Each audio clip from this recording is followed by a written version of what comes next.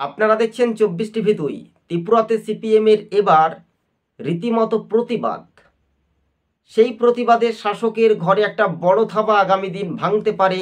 BJP ছেড়ে সিপিএমে যোগ দিতে পারে এমনটাই খবরের ইঙ্গিত। সেখানে 800 জনেরও ভোটারের ইঙ্গিত পাচ্ছি, কিন্তু এমনটাই খবর সিপিএমের মিছিলে কিন্তু দেখতে পাচ্ছি ত্রিপুরা রাজ্য জুড়ে যারা বিজেপির ভোটার সেই কার্যকর্তারা বামেদের মিছিলে কিন্তু গোপনে এসেছে।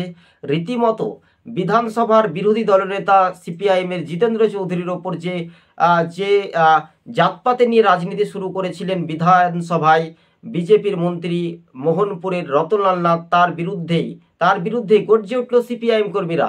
24 টিভি 2 ইউটিউব চ্যানেলটি ভালো লাগলে প্রথম থেকে শেষ পর্যন্ত দেখবেন। দর্শক বন্ধুগণ, চ্যানেলে নতুন হলে অবশ্যই সাবস্ক্রাইব করে সঙ্গে থাকবেন।